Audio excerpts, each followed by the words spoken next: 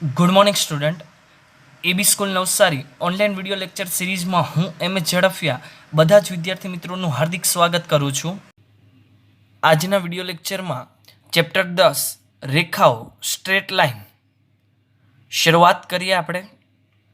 વિદ્યાર્થી મિત્રો, તમે બીજગણિત અને ભૂમિતિનો સમન્વય એટલે કે દ્વિપરિમાણમાં યામ ભૂમિતિથી પરિચિત ઓલરેડી થઈ ગયેલા છો, કેમ કે આપણે ચેપ્ટર 12 ચાલી ગયેલું છે અને આગળના વર્ષોમાં એટલે કે ધોરણ 10 ધોરણ 9 એમાં તમે ઓલરેડી દ્વિપરિમાણીય ભણીને આવી ગયા છો, કે જેની અંદર આપણે યામાક્ષુ, યામ સમતલમાં બિંદુનું નિરૂપણ, બે બિંદુઓ વચ્ચેનું અંતર, વિભાજન સૂત્રો વગેરેનો અભ્યાસ કર્યો. તે યામ ભૂમિતિનો અભ્યાસ છે. આ બધી યામ ભૂમિતિની પાયાની સંકલ્પનાઓ છે. તો સૌપ્રથમ આ પાયાની સંકલ્પનાઓને આપણે યાદ કરી અને પછી આપણે ધોરણ 11માં રેખા ચેપ્ટરમાં એન્ટર થઈએ. ધ્યાનથી સાંભળજો કે રેખા ચેપ્ટરના બધા જ સૂત્રનો ઉપયોગ 12મા ધોરણમાં વધારે થાય છે.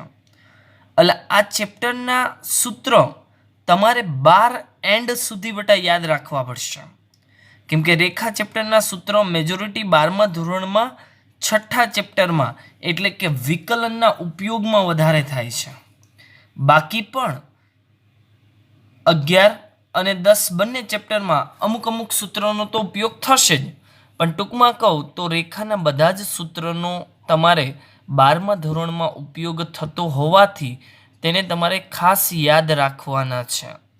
શરૂઆત કરીએ તો વિદ્યાર્થી મિત્રો અંતરસૂત્રની મદદથી. ચાલો અંતરસૂત્ર માટે બેટા યાદ કરો.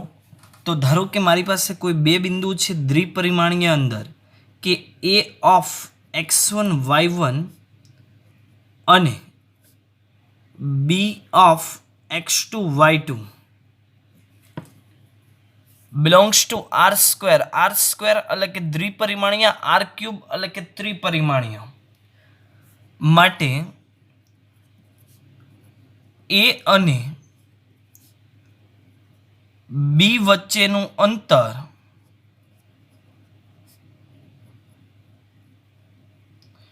જેને બેટા આ રીતના લખી શકાય ab, અથવા આ રીતના પણ લખી શકાય distance between a and b, એટલે a અને b પોઈન્ટ વચ્ચેનું અંતર. આનું સૂત્ર છે બેટા વર્ગમૂળની અંદર એક્સિયમનો તફાવત એટલે કે x1 x2 આખાનો વર્ગ. કોઈ વિદ્યાર્થીઓ x2 x1 કરે તો પણ ચાલે, પ્લસ ઇન્ટુ y1 y2 આખાનો વર્ગ. આ રીતના આપણે બે બિંદુઓ વચ્ચેનું અંતર મેળવી શકીએ. હું બધાનું એક ઉદાહરણ બેટા તમને આપતો જ જાઉં તો વધારે તમને સરળ પડશે. ચાલો, for example a of 1 2 and b of 3 4 બિંદુ વચ્ચેનું અંતર મેળવવાનું છે. તો AB બરાબર સૂત્ર તો ઉપર અત્યારે લખેલું છે, ન લખો તો પણ ચાલશે, લખી દઉં. ચાલો, x1 x2 whole square plus y1 y2 whole square. વિદ્યાર્થી મિત્રો, આપેલા બિંદુને આપણે નામ આપી દઈએ કે a ઓફ આ છે x1 y1 અને આ છે b of x2 y2. Clear? હવે સૂત્ર પ્રમાણે બેટા કિંમત મૂકી દઈએ અંદર, કે વર્ગમૂળની અંદર x1 ની કિંમત છે મારી પાસે 1 3 આખાનો વર્ગ વત્તા 2 4 આખાનો વર્ગ. 1 3 -2 -2 નો વર્ગ એટલે કે 4, 2 3 2 4 એટલે -2 -2 નો વર્ગ 4. 4 4 બેટા બે વખત છે, એટલે આ રીતના લખવું હોય તો લખાય 2 × 4, 4 નું વર્ગમૂળ 2 અને √2 એમ જ રહેશે. એકમ લખી દઈએ પાછળ, એટલે આપણો આન્સર થઈ ગયો a અને b વચ્ચેનું અંતર. તમને સારી રીતના ખ્યાલ જ છે, છતાં પણ એક ઉદાહરણ આપીને જો સમજાવું તો જો કોઈ વિદ્યાર્થીઓને બેટા ખ્યાલ ન હોય તો એને ખ્યાલ આવી રહેશે, એટલા માટે. ક્લિયર? નેક્સ્ટ, ત્રિકોણનું પરિકેન્દ્ર. શબ્દ સમજો જે હું લખું છું તે. ત્રિકોણનું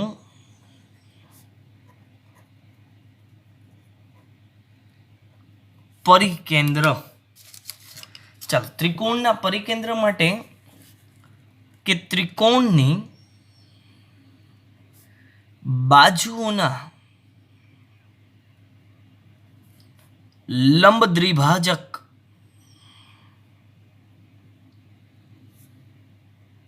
કોના સંગમ બિંદુને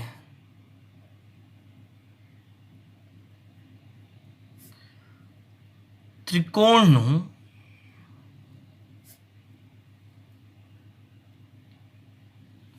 પરિકેન્દ્ર કહે છે. ઓકે, ત્રિકોણનું પરિકેન્દ્ર ત્રિકોણના ત્રણેય શિરોબિંદુઓથી સમાન અંતરે આવેલો હોય છે. જો પી એ ત્રિકોણ એબીસી નું પરિકેન્દ્ર હોય તો એપી બરાબર બીપી બરાબર સીપી થાય. કાટકોણ ત્રિકોણમાં કર્ણનું મધ્યબિંદુ એ ત્રિકોણનું પરિકેન્દ્ર છે. ખાસ ધ્યાન રાખજો, જો અહીં લખી દઉં કે કાટકોણ ત્રિકોણમાં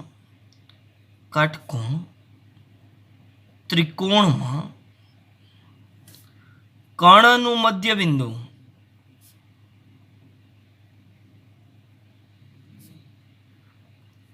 એ ત્રિકોણનું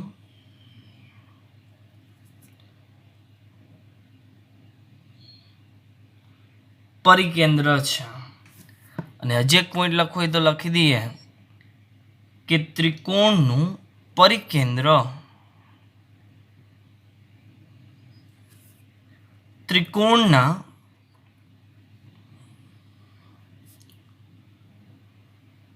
ત્રણેય શિરોબિંદુ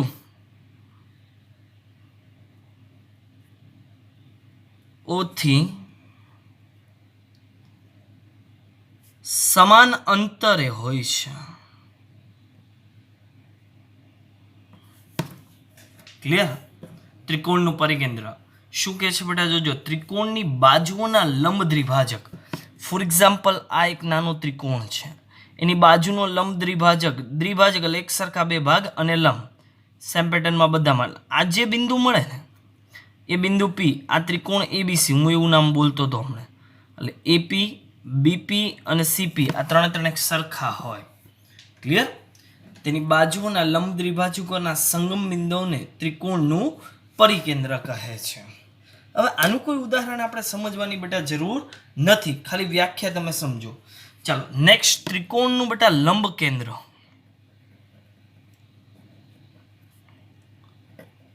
ત્રિકોણનું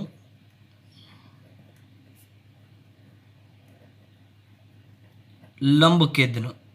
જે હું પોઈન્ટ લઈ રહ્યો છું એ ઘણા બધા વિદ્યાર્થીઓને ખ્યાલ પણ નહીં હોય, આ થિયોરિટિકલ પોઈન્ટ, એટલે યાદ આવી જાય એટલા માટે હું આગળના પોઈન્ટનું ડિસ્કસ કરું છું કે ત્રિકોણના વેધના સંગમ બિંદુને ત્રિકોણના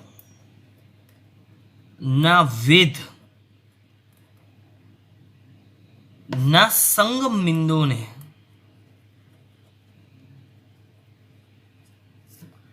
ત્રિકોણનું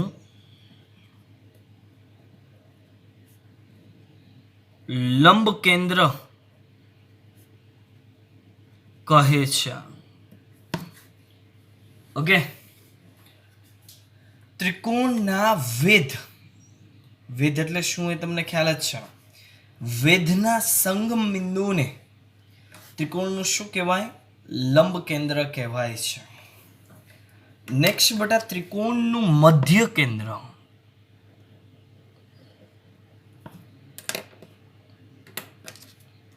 ત્રિકોણનું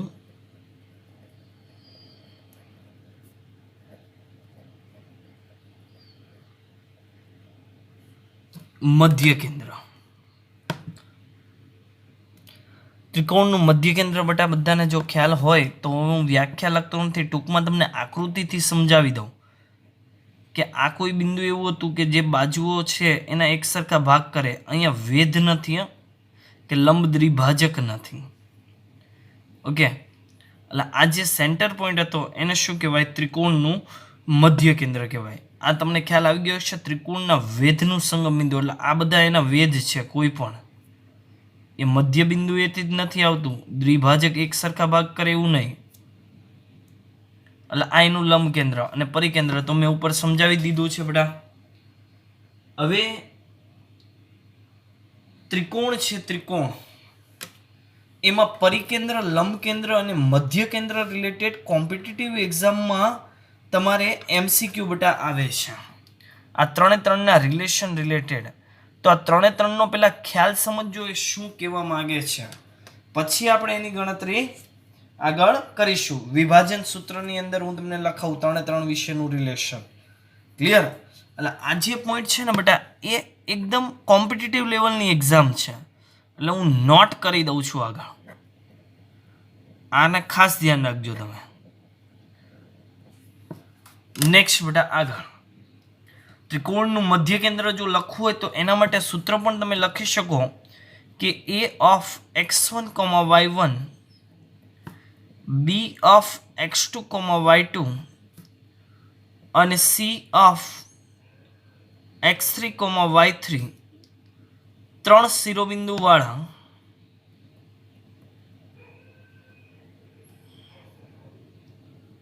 ત્રિકોણ ABC નું મધ્ય કેન્દ્ર, જેને આપણે નામ આપીશું બેટા G of xy બરાબર ત્રણેયના એક્સિયામનો સરવાળો x1 વત્તા x2 વત્તા x3 અને ડિવાઈડ બાય 3, વાયામનો સરવાળો y1 વત્તા y2 વત્તા y3 એન્ડ ડિવાઈડ બાય 3. આ ત્રિકોણનું મધ્ય કેન્દ્ર. ક્લિયર? આપણે આ સૂત્રનો ઉપયોગ ઘણી વખત કરેલો છે. ઓકે, નેક્સ્ટ બેટા આગળ ત્રિકોણનું ક્ષેત્રફળ. તો એમાં લખીએ કે a of x1, y1 b of x2, y2 અને c of x3, y3 શિરોબિંદુ વાળા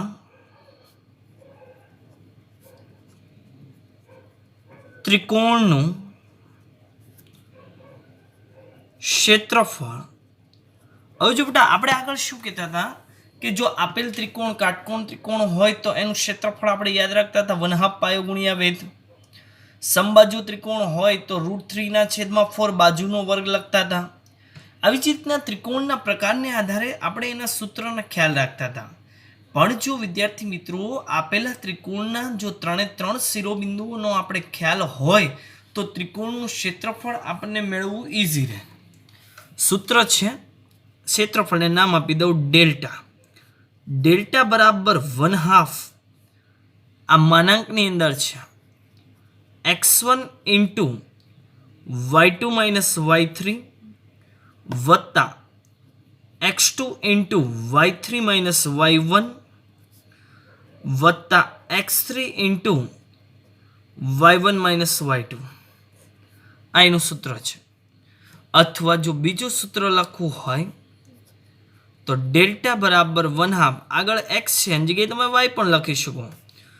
y1 into x2 minus x3 plus y2 into x3 minus x1 plus y3 into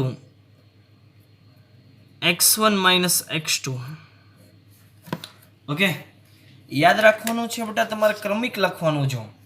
1 2 3 2 3 1 3 1 2.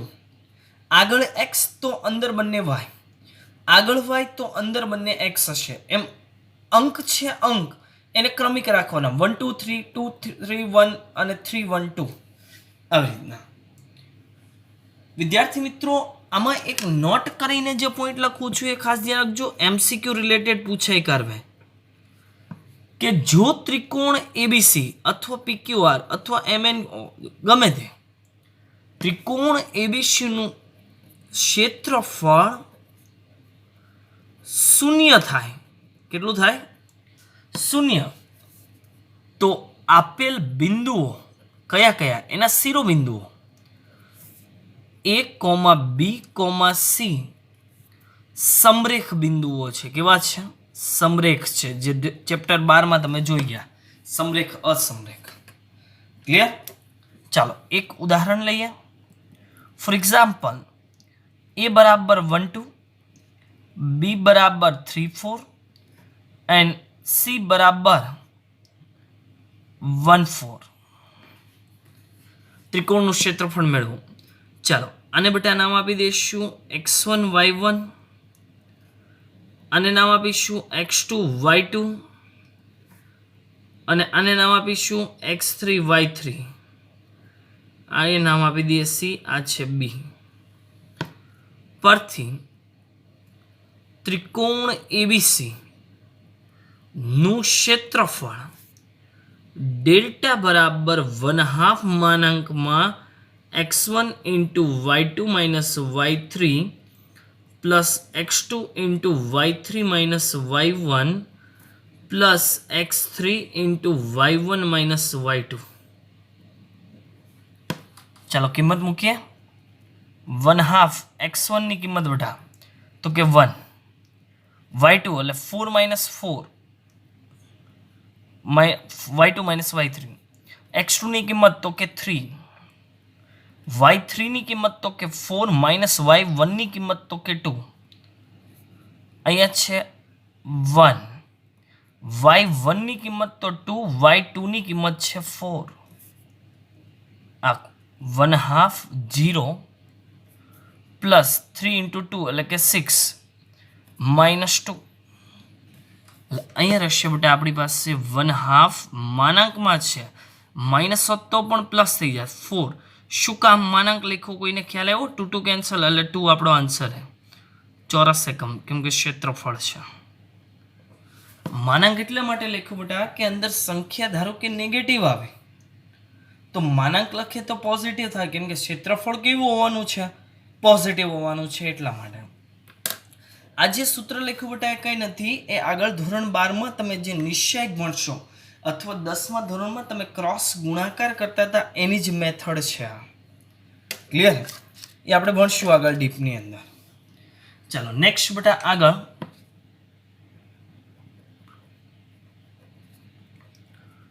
રેખાખંડ AB જ નામ આપી દો. રેખાખંડ AB નું મધ્ય બિંદુ, ત્રિકોણનું મધ્ય બિંદુ આવી ગયું, રેખાખંડનું મધ્ય બિંદુ. ચાલો લખીએ આના પરથી બેટા કે A of x1 y1 અને B of x2 y2 ને જોડતા રેખાખંડ AB નું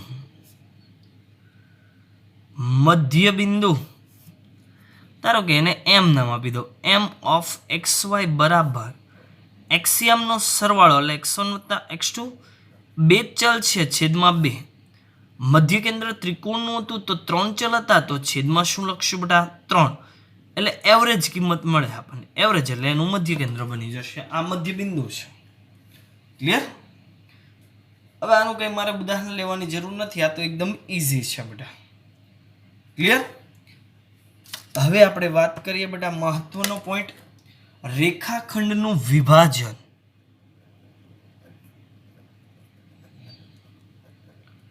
રેખાખંડનું વિભાજન. જો રેખાખંડ છે ફોર એક્ઝામ્પલ કોઈ, ફોર એક્ઝામ્પલ આ એક રેખાખંડ છે, આ એક્ઝામ્પલ સમજવાનું.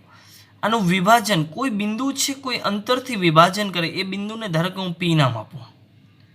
કયા ગુણોત્તરમાં? તો આ M જેમ n લખાય અથવા લેમ્બડા જેમ 1 કરાય. આ પાછળના 1 આગળના લેમ્બડા નામ આપ્યું.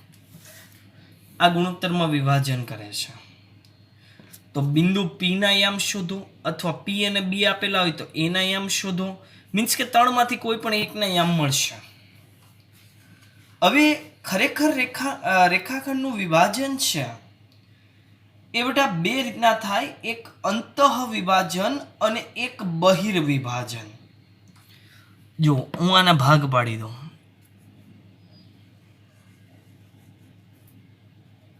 તમને એવું થતું હશે કઈ રીતના સર આ, તો હું તમને અંદર આકૃતિ બતાવું તો ખ્યાલ આવી જશે. એક અંતઃ વિભાજન એટલે વિભાજન કરતું જે બિંદુ છે એ રેખાખંડ ફોર એક્ઝામ્પલ એબી છે એની વચ્ચે છે કે એની અંદર છે. અંતઃ એટલે એની અંદર છે. બહિર્વિભાજન, બહિર્વિભાજનમાં બેટા પાછા બે ભાગ પડશે. શું કામ? કેમ કે બહિર્વિભાજનમાં કોઈ પ્લેસ આપણી પાસે નક્કી નથી. એ ડાબી બાજુથી પણ વિભાજન કરી શકે, પી અહીંયા હોય ને અહીંયા એ બી લખાય, અથવા પી જમણી બાજુ હોય ને ત્યાં એ બી લખાય. એટલે બહિર્વિભાજનમાં આ બંને ઓપ્શન છે. હવે આકૃતિ રિલેટેડ એમસીક્યુમાં આવે એના માટે હું તમને કહું ગુણોત્તર રેશિયો. જો આપણી પાસે બેટા અંતઃ વિભાજન હોય એટલે એ ડેશ પી ડેશ બી હોય તો લેમ્બડા એનો ગુણોત્તર છે. ગુણોત્તર હંમેશા પોઝિટિવ હોય, ગ્રેટર ધેન 0 હોય. જો ડાબી બાજુથી વિભાજન થાય છે પી ડેશ એ ડેશ બી તો લેમ્બડાની કિંમત છે બેટા -1 થી 0 ની વચ્ચે હોય લેમ્બડાની કિંમત. અને જો વિભાજન કરતું બેટા બિંદુ એ જમણી બાજુ છે એ ડેશ બી ડેશ પી તો લેમ્બડાની કિંમત હંમેશા -1 હોય. કેટલી હોય? -1. એટલે કોઈ વખત આવું ગુણોત્તર ઉપરથી આકૃતિ આપી દીધેલી હોય ને આકૃતિ પરથી આપણે લેમ્બડાની કિંમત મેળવવાની કહે તો આના પરથી તમને ખ્યાલ આવી જાય. જો પી અંદર તો lambda greater than 0 means positive. P ડાબી બાજુ તો -1 થી 0 ની વચ્ચેની કિંમત. પી જમણી બાજુ તો -1 કરતાં લેમ્બડાની કિંમત નાની હશે. હવે બેટા સૂત્ર રિલેટેડ લખીએ. આ તમને મેં ખ્યાલ આપી દીધો કે રેખાખંડનું વિભાજન છે એ ખરેખર કઈ રીતના થાય તે. જો આપણે લખીએ કે a of x1, y1 અને b of x2, y2 આ બે બિંદુ છે એને કોઈ એક રેખાખંડ જોડે છે ને જોડતા રેખાખંડ AB નું P of x, y કોઈ બિંદુ છે આપણે લઈ લીધું P of x, y બિંદુ એ બે બિંદુમાંથી કોના તરફથી? તો કે એ તરફથી. જોજો અત્યારની રકમમાં આવું ન આપેલું હોય તો આપણે પહેલું જે બિંદુ હોય એના તરફથી લઈ લઈશું. એ તરફથી લેમ્બડા ગુણોત્તરમાં વિભાજન કરે તો તે બિંદુના યામ, તે બિંદુ એટલે કયા બિંદુના યામ બેટા? કે P of xy. P of xy જોજો સૂત્ર કે lambda into x2 plus x1 છેદમાં lambda plus 1, lambda into y2 plus y1 છેદમાં લેમ્બડા પ્લસ 1. આ રહેશે. જ્યાં લેમ્બડા છે, lambda is not equal to -1 છે, નહીં તો છેદ 0 બની જશે. એટલા માટે જો અહીંયા મેં લખ્યું છે લેમ્બડા ગુણોત્તર, આની જગ્યાએ કોઈ લેમ્બડા જેમ 1 કરે તો પણ આ જ સૂત્ર રહે.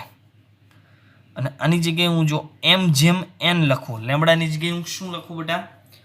m જેમ n, તો સૂત્ર શું બને? તો અથવા કરીને લખી દઉં તો P of x, y બરાબર mx2 પ્લસ nx1 છેદમાં m plus n my2 plus ny1 છેદમાં m પ્લસ n. આ ગુણોત્તરમાં બેટા વિભાજન કરશે. જ્યાં લખવું હોય તો લખી દેવાય m plus n is not equal to 0, એટલે છેદ 0 નથી. ક્લિયર? આજે લખ્યું છે એ બટા મેં અંતઃવિભાજનનું સૂત્ર લખ્યું છે. હું અહીં તમને નોટ કરીને પણ એનો ઉલ્લેખ બટા એનું મેન્શન કરી દઉં છું તમને. આપણા માટેની આપણી સમજણ છે કે અંતઃવિભાજન તો સૂત્ર એઝ ઇટ ઇઝ જે છે તે ઉપરનું.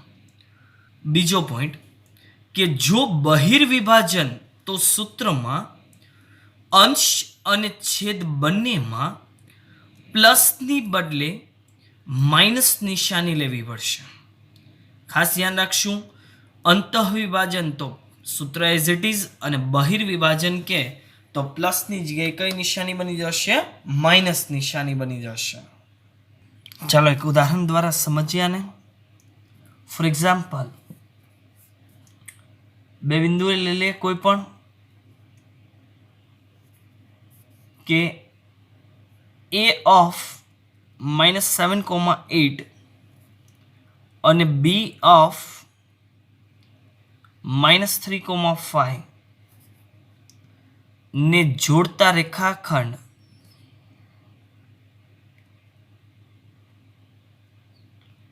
નું વિભાજન લેમ્બડા બરાબર 2/3 ગુણોત્તરમાં બિંદુ P કરે તો તેના યામ શોધો. જે બિંદુ બટા વિભાજન કરે એના નામ આપીશું આપણે x, y. કોના તરફથી એવું નથી કીધું, એટલે આપણે હંમેશા પહેલું બિંદુ એના તરફથી લઈ લેશું, એ તરફથી. જેના તરફથી બટા વિભાજન કરીએ એને યામ આપી દઈશું હંમેશા x1, y1. બાકીના ને બાકીનું એટલે કે x2, y2. બરાબર? ચાલો અહીં દાખલાની ગણતરી. અહીં a ઓફ -7,8 જેને નામ આપું છું x1, y1, b ઓફ બાકીનું છે એટલે બાકીના યામ એટલે x2, y2. જે પણ બિંદુ વિભાજન કરે એને હંમેશા x, y નામ આપીશું. p of x, y A lambda બરાબર લેમ્બડા જેમ 1 બરાબર 2/3 ગુણોત્તરમાં, અહીં લેમ્બડા જેમ 1 લખો અથવા ખાલી લેમ્બડા લખો, બધું એક જ છે. ગુણોત્તરમાં વિભાજન કરતા બિંદુ ના યામ.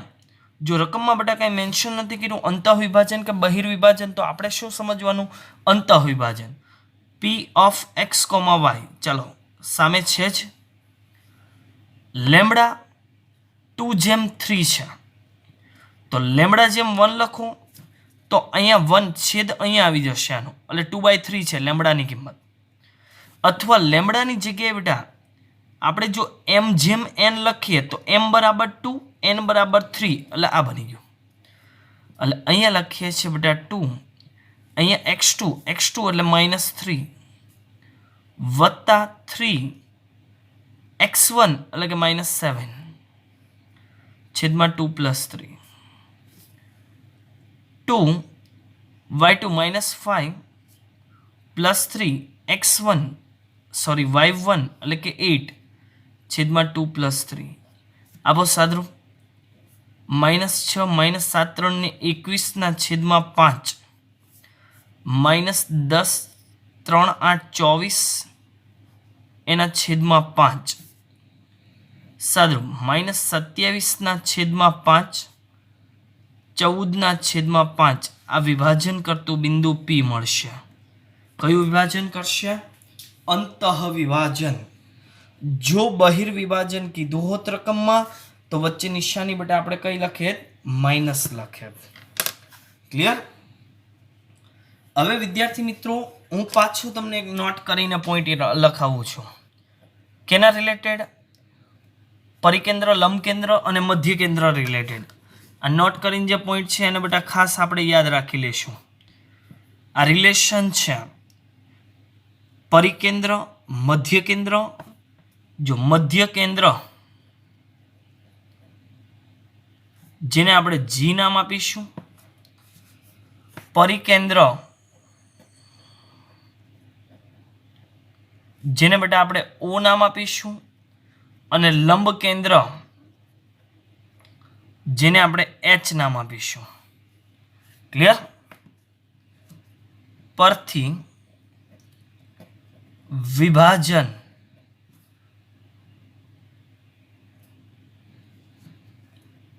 આ એક રેખાખંડ છે.